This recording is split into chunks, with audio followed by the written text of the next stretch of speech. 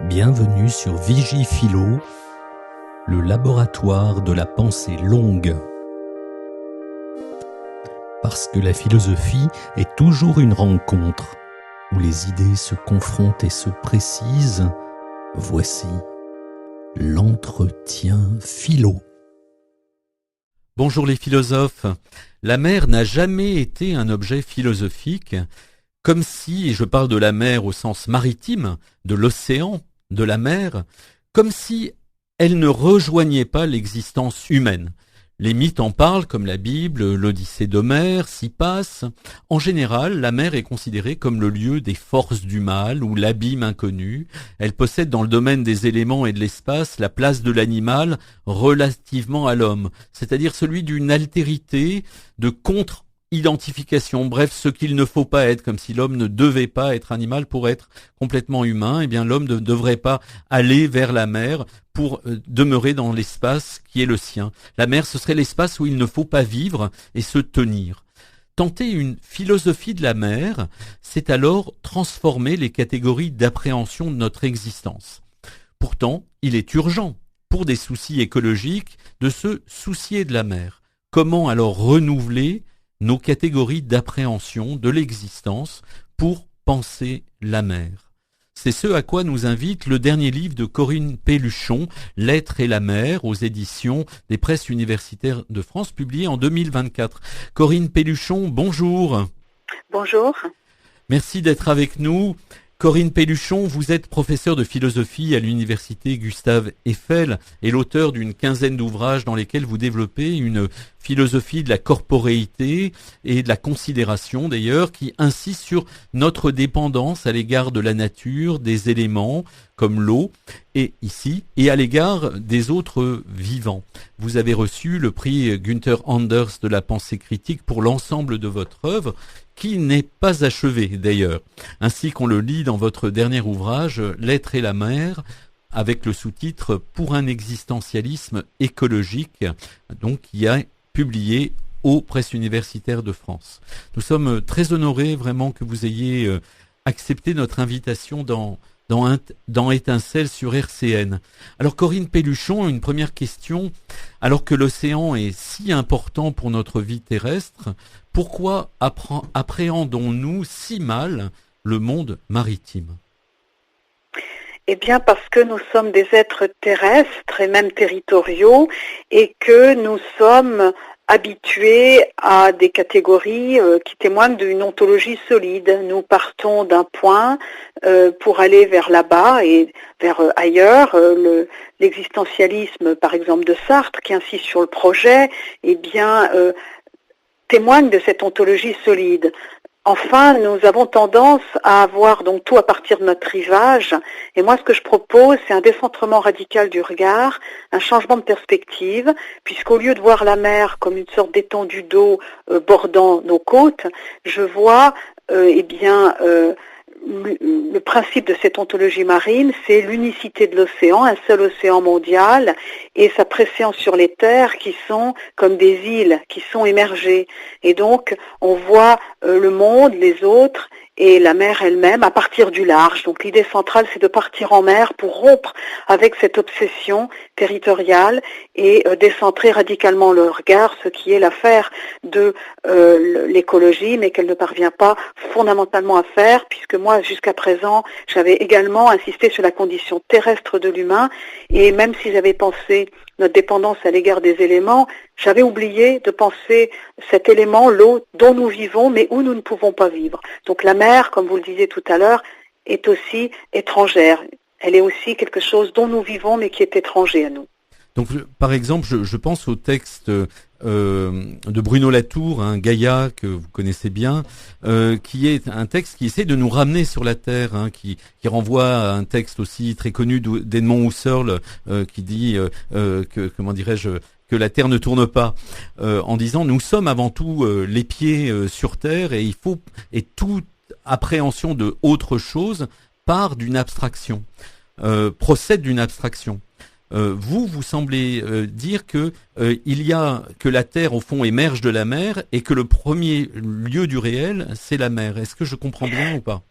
C'est-à-dire que moi, je viens de la phénoménologie, donc de Husserl, qui en est le père, et c'est vrai que Husserl pense la Lebenswelt, le monde commun dont émerge toute proposition, toute croyance, même les sciences, comme un sol intersubjectif commun. Donc il y avait cette ontologie solide, et moi, à la place de ce monde commun, de ce Lebenswelt, je mets la mer.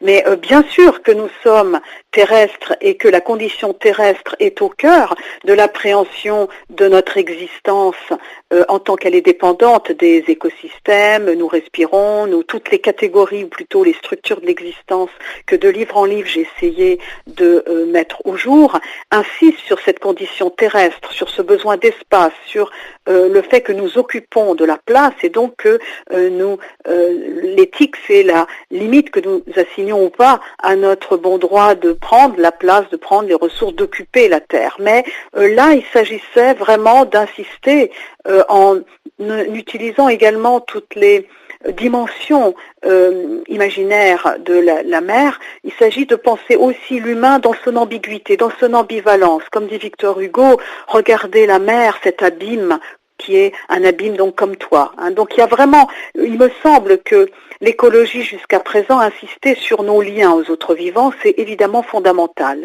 Mais je voulais ajouter quelque chose qui est une réflexion sur l'ambivalence de l'humain, parce qu'aujourd'hui le défi central, c'est de mettre en accord ce que nous savons et ce que nous pouvons faire, la théorie et la pratique, la pensée et l'action, qui sont dans une dissonance incroyable. Tout le monde sait qu'il y a des problèmes, mais peu changent leur style de vie. Quant à nos gouvernements, ils ne mettent pas en place des réponses suffisamment audacieuses pour engager la transition énergétique et écologique. Donc, il y a vraiment tout ce travail qui a été fait pour justement décentrer radicalement le regard. Et c'est vrai que quand on pense l'humain à partir de cet élément dont il vit et à partir de la mer qui a aussi des fonctions écosystémiques majeures, mais où il ne veut pas habiter, eh bien vraiment c'est un renversement de perspective. Et puis moi qui viens de la philosophie de la phénoménologie, eh bien j'ai trouvé d'autres existentiaux pour penser l'humain pas seulement donc comme projet, pas seulement comme condition terrestre,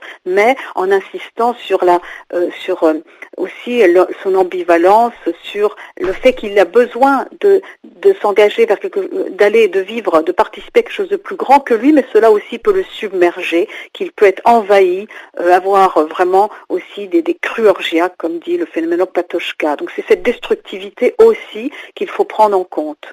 Et c'est extrêmement intéressant dans votre livre. Alors j'ai une question double. En fait, là, c'est sûr qu'on peut se demander si notre corps est évidemment relié à la terre, l'est-il à la mer? Est-ce que la mer peut vraiment faire sens dans notre expérience existentielle? Alors vous insistez, vous, pour qu'elle le fasse, notamment en développant ce que vous appelez, je crois, une thalassopoétique ou poétique, c'est-à-dire en insistant sur les mots. Vous l'avez prononcé tout à l'heure, vous parlez de se baigner, d'être submergé, d'être englouti, de nager, etc. Et c'est voilà. Quels sont les mots qui nous permettraient d'appréhender la mer en fait dans notre existence?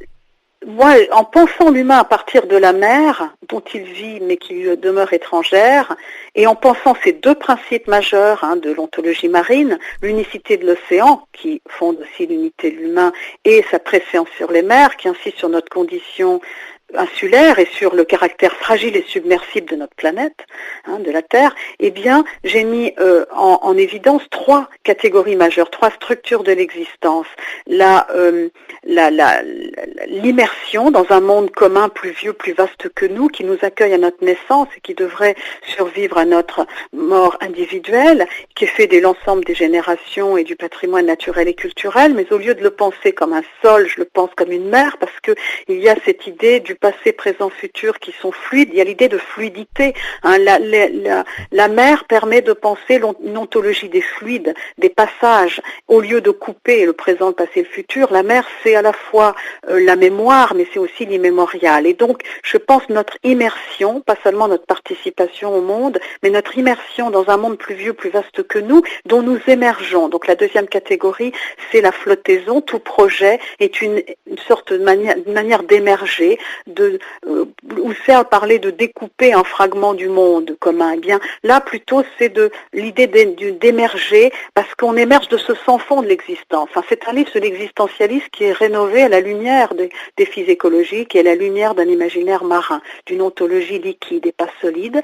Et enfin, c'est la submersion. La submersion qui, dans son côté positif, renvoie à ce que moi j'appelais dans mes précédents livres la transdescendance, ce rapport, cet approfondissement de ma condition charnelle engendrée qui m'ouvre à la solidarité avec les autres vivants, à mon appartenance à ce monde plus vieux, plus vaste que moi, qui est donc positive, qui peut donner naissance à la conscience écologique, mais qui peut aussi montrer qu'on subit l'invasion de l'inconscient, qu'on est débordé, et parce que l'humain, c'est cet être compliqué qui a besoin de participer à quelque chose de plus grand que lui, mais qui peut aussi subir l'invasion de l'inconscient de manière positive dans la création, de manière négative dans ces délires à plusieurs qui forment le cœur du nationalisme ou du fanatisme. Donc c'est aussi cette ambivalence, encore une fois, de l'humain. Il faut partir en mer, c'est aussi toucher le sans fond de l'existence, penser pas seulement les motivations conscientes, mais tout l'inconscient, parce que encore une fois, pour réduire l'écart entre la théorie et la pratique, sortir d'un imaginaire terrestre, territorial et d'un vocabulaire de la souveraineté qui nous pousse à tout découper et à faire de la mer une poubelle, puisque les dégâts dans la mer, ils sont invisibilisés.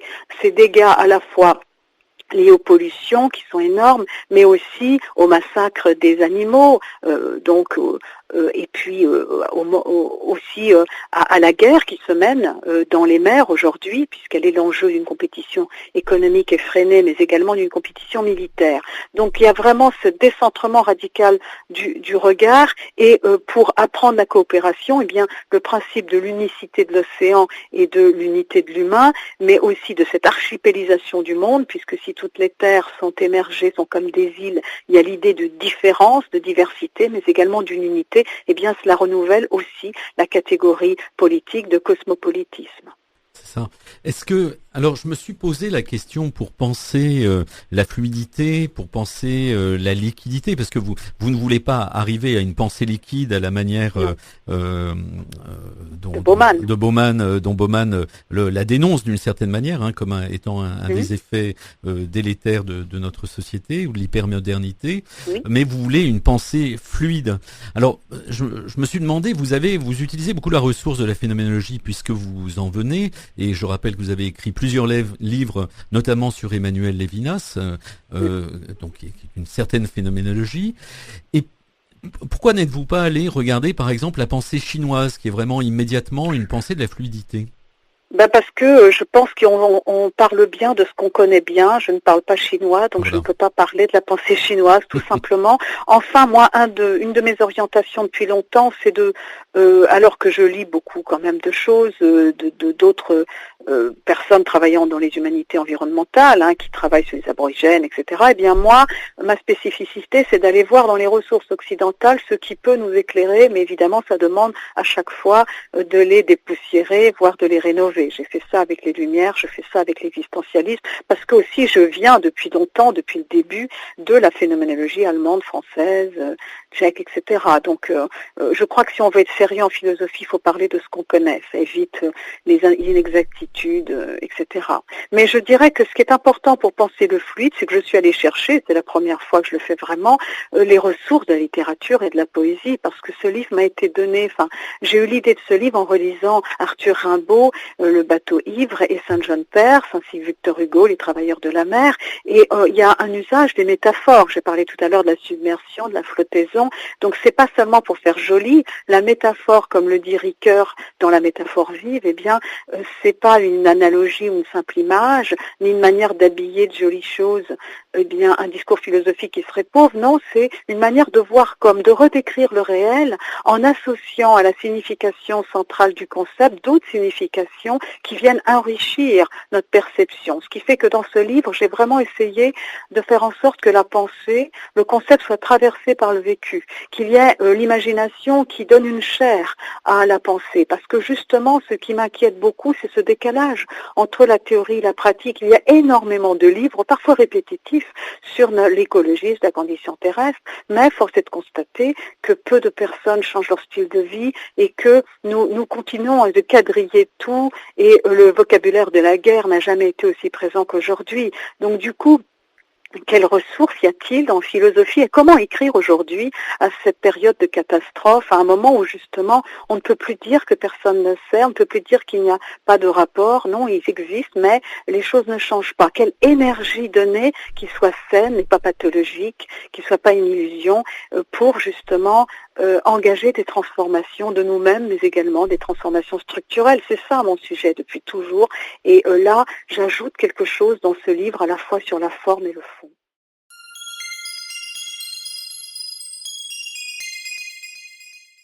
Et nous avons insisté sur l'importance d'une ontologie, de la fluidité, de retrouver un sens existentiel de la mer. La question étant, comment le faire? Un obstacle que vous mettez beaucoup en valeur, Corinne Pelluchon, à cette juste appréhension de la mer, ce sont les catégories du droit de la mer. Je vous lis extrêmement rapidement page 209. Vous dites « Le droit international de la mer reflète les contradictions entre l'émergence d'une conscience écologique liée à la reconnaissance de l'interconnectivité et de la nécessité de coopérer et le maintien de schémas incompatibles avec la préservation du monde commun. Nous sommes tiraillés entre la conscience de devoir protéger l'océan, dont les services écosystémiques sont si essentiels à la vie sur la Terre, et la poursuite d'intérêts immédiats conduisant à la surexploitation et à une compétition effrénée entre les nations. » Alors, pourquoi le droit de la mer répond à un principe de territorialisation qui vous semble complètement inadapté? Est-ce ça le problème ? Non, il y a des contradictions dans le droit international de la mer. De la CNUDUM en donne le cadre jusqu'à aujourd'hui. Elle était mise en place dans les années 90. Donc il y a quand même l'idée de la haute mer qui est la zone qui est soustraite à la souveraineté exclusive des États. Donc il y avait cet effort pour penser un patrimoine commun de l'humanité qui serait soustrait justement au quadrillage de la mer qui, effectivement, se retrouve environ à 300 km des côtes. Il y a les zones économiques exclusives où chaque État peut exploiter les ressources et donc la mer dans ces zones est quadrillée. Mais j'ai fait la genèse dans ce livre du droit international de la mer en parlant de Grotius qui avait pensé cette liberté des mers, mais son objectif n'était pas écologique, mais c'était pour permettre l'accès aux voies maritimes et permettre à son pays de faire des échanges. Et donc, c'est lié à un rapport instrumental à la mer et à des idées plutôt mercantiles, on va dire. Or, en fait, le droit international de la mer ne se départ pas de ces contradictions, enfin de ce rapport instrumental à l'océan. Quand bien même il y a cet effort pour soustraire la haute mer à la juridiction exclusive des États, la mer reste utilisée, surexploitée. De plus, il y a des contradictions, une fragmentation du droit, parce que en haute mer, quand il y a du dégazage, il est très difficile de punir les bateaux, les personnes qui font du dégazage en haute mer, donc qui polluent de manière massive, de même qu'il y a des problèmes au niveau du droit du travail, puisque un navire qui bat pavillon dans un pays où il n'y a pas de droit du travail, il va payer 5 euros, 6 euros par jour le travail des personnes. Donc du coup, il y a des contradictions. Et moi, justement, je montre tout cela, à la fois en saluant les avancées récentes, il y en a quand même, les aires marines protégées, etc., mais en essayant de voir, c'est ça le travail du philosophe, la philosophie ou l'ontologie qui sous-tend ces contradictions, et en passant du droit à la justice, ou plutôt du droit à la politique, c'est-à-dire en passant du droit international de la mer à une telle assopolitique qui suppose qu'on part on part de la mer. On part en mer et on part de la mer, et non pas des terres. Et on rompt avec ce vocabulaire de la souveraineté, qui est quand même un petit problème pour penser la coopération justement nécessaire, puisque ce qui nous attend, c'est un naufrage commun. Et du coup, il s'agit aussi de ne pas séparer ce qui se passe sur Terre et ce qui se passe en mer. Et pour parler de fluidité, il faut voir que l'élément marin est un élément où il y a des brassages. Il n'y a pas de frontière dans la mer, puisque les déchets à un endroit se retrouvent ailleurs. Et donc, il y a des gires et des poubelles gigantesques dans la mer, donc dans le Pacifique. Donc du coup, c'est aussi cet imaginaire-là, parce que souvent, on a tendance à balayer près de chez soi et envoyer les décharges, à délocaliser les problèmes de pollution ailleurs. Avec la mer, on ne peut pas. C'est ça, cette ontologie liquide. C'est l'ontologie du mouvement, du brassage, et à la fois au niveau psychique, comme en témoigne le livre magnifique qui est au cœur de cet ouvrage de Virginia Woolf, Les vagues, mais comme en témoigne également la réalité de la pollution, des problèmes, etc. Donc le droit de la mer, j'en souligne les avancées, mais également les contradictions, en montrant la philosophie derrière qui est encore qui explique ces contradictions et qui est héritée du travail de Grotius, voilà. Oui, de la territorialisation d'une conception de la souveraineté qui est rattachée à un espace territorial, alors que, selon vous, si j'ai bien compris, il faudrait partir de l'idée qu'il y a qu'une seule mer, et que l'océan est fluide et mouvant. Oui, mais Grotius le faisait, puisqu'il parle de justement l'intérêt de son travail, c'est de montrer que la mer n'appartient à personne, parce que justement, elle est inappropriable. Mais donc c'est une idée, pour justement rendre possible. Mais l'idée qui est derrière, c'est rendre accessibles les voies maritimes pour faire du commerce. Et donc c'est cette idée-là, c'est pas seulement l'idée de la territorialisation, c'est plus profondément l'idée d'une appropriation et d'un rapport instrumental à un écosystème. Dans cet ouvrage, il s'agit de penser la mer comme un milieu dont je vis, mais qui n'est pas une ressource, qui n'est pas un stock de ressources, ou qui n'est pas seulement cela. Ça renvoie un peu à tout le travail que j'ai fait il y a 10 ans maintenant sur les nourritures, c'est-à-dire au lieu de penser la terre, les écosystèmes, et là la mer comme des ressources qui seraient bonnes à exploiter ou à surexploiter, on les pense comme nourriture, ce dont je vis, mais qui finalement nourrit ma vie. Donc il y a l'idée, et puis là c'est vraiment l'idée que, au lieu de voir la mer comme une étendue maritime bordant nos côtes, et puis voilà, on voit plutôt, on part de la finitude de la planète et du caractère submersible des terres. Donc c'est toujours, et le chapitre 2 qui est sur la mort, et le chapitre central. C'est-à-dire que si on veut aujourd'hui une politique de coopération, une politique écologique, il me semble qu'il faut partir des limites planétaires, du caractère fragile et submersible des terres et de notre finitude, et aussi du fait que le temps, et nous entrons dans le temps du délai, comme dit Günther Anders, c'est-à-dire que le temps pour agir de manière efficace, il s'est réduit. Donc du coup, cette idée de finitude, la nôtre et celle de la planète, qui nous terrorise, qui nous fait tellement peur que ça nous submerge par ce sentiment d'angoisse, c'est un affect puissant qui submerge le psychisme, eh bien comment faire, comment acquérir, comment faire de cette terreur de la finitude une école de la sagesse, de la sobriété, justement, puisque d'habitude, c'est précisément ce qui nous submerge et nous conduit à des comportements très contre-productifs. Nous tombons dans l'addiction à la consommation, dans la guerre de chacun, etc. Oui, il semble, alors je vous dis simplement, et vous êtes peut-être éloigné du téléphone, on vous entend un tout petit peu moins, oui. Je me permets de le dire, pour nos auditeurs. Alors, il semble qu'il y ait en fait 3 sources chez vous et qui sont vraiment très très importantes et intéressantes.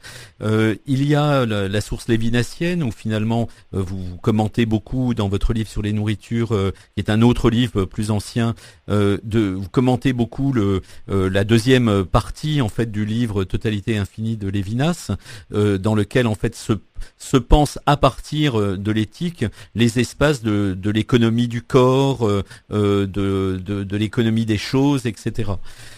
Et c'est en montrant que nous vivons n'est-ce pas, c'est ça qui revient en permanence dans ce texte de Lévinas que vous commentez. Nous vivons des choses en réalité. Oui. Et donc ça, c'est une source. Il y a la question existentielle avec la problématique de la mort et de la limite.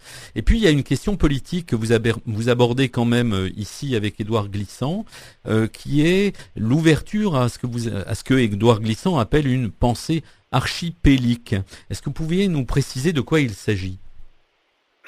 Oui, alors moi je viens de la philosophie politique en fait, je suis philosophe politique avant tout, hein, donc c'est pas nouveau, mais c'est vrai que chez Édouard Glissant, ce poète et philosophe, pardon, à sa manière, il y a cette idée d'une archipélisation du monde, et puis aussi cette idée d'une identité rhizome, mais pas liée à une racine, il y a cette idée des brassages, y compris des influences liées au pays qui a colonisé, donc ça je trouve il y a une certaine générosité que j'aime beaucoup chez cet auteur, et c'est vrai que l'archipélisation du monde, son concept, de même que son concept de créalisation, correspondait complètement à cet imaginaire que j'ai voulu amener, cette ontologie des fluides, et qui doit quand même surtout beaucoup à Virginia Woolf, et puis au propre travail que j'ai fait, mais c'est vrai que l'archipélisation, c'est une manière de respecter la diversité des lieux, le fait que chacun a besoin d'un lieu,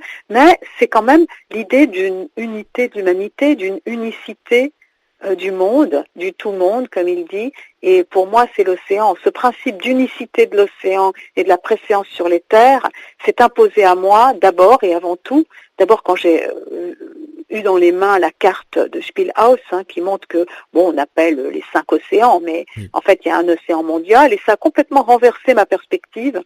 Mais c'est vrai que j'ai trouvé, au fil et à mesure de l'écriture de ce livre, j'ai trouvé chez Édouard Glissant des ressources tout à fait intéressantes pour faire comprendre ce besoin de lieux, donc cette diversité culturelle, et en même temps ce rappel d'une unité sous-marine, d'une unité souterraine, mais là ici sous-marine entre nous. Et ça, je crois que c'est au cœur du cosmopolitisme. Néanmoins, je pointe également les angles morts de la pensée de Glissant, puisqu'il ne s'est pas interrogé, il n'a pas réfléchi à l'impact de nos modes de vie sur les animaux. Et il y a dans ce livre une rencontre avec les animaux marins, les baleines, mais aussi les poissons. Il y a une réflexion, une phénoménologie de la vie marine qui aussi insiste sur le son, puisque la mer n'est ni plate ni muette. Non seulement nous faisons beaucoup de bruit avec le forage, avec les bateaux, mais il y a aussi ces présences auditives des mammifères marins qui se repèrent par le son, par l'écolocalisation. Donc ce décentrement du regard et ce décentrement de la perspective qu'accomplit la phénoménologie, déjà avec Lévinas qui pense l'incorporation, mais je lui prends beaucoup, mais je me sépare aussi de lui, puisque moi je fais aussi du rapport aux nourritures le point de départ de l'éthique, donc qui commence avant, pour ainsi dire, en tout cas qui n'est pas seulement réductible à la rencontre du visage d'autrui. Mais chez Merleau-Ponty, il y a l'immersion, la participation, et ici on est dans l'immersion. Et le son, effectivement, le son, nous sommes des êtres terrestres, c'est pourquoi la vue est si importante pour nous. Mais d'autres êtres, comme les mammifères marins, s'orientent autrement. Et il y a des passages absolument extraordinaires sur le son dans votre livre, auquel j'invite nos lecteurs niçois, puisque nous sommes à Nice et nous habitons en bord de mer, donc dans cet univers proche de cet univers extrêmement fluide. Eh bien, j'invite vraiment tous nos auditeurs à lire L'être et la mer, donc Corinne Pelluchon, qui est édité aux presses universitaires de France. Merci Corinne Pelluchon pour avoir été avec nous. Et votre livre vraiment est une étape, je trouve, extrêmement importante dans la perception existentielle du monde. Parce que vous nous montrez que l'écologie politique, elle réclame un autre rapport existentiel au monde, au sens de l'être, et par là aussi à la mer. Vraiment, merci beaucoup pour votre travail et votre présence avec nous aujourd'hui. Merci beaucoup et je vous envie beaucoup d'être à Nice. Venez quand vous voulez, vous serez la bienvenue. Merci. Bonne semaine à tous les philosophes. Vous pouvez nous retrouver sur le site de RCN en podcast à la rubrique Étincelle.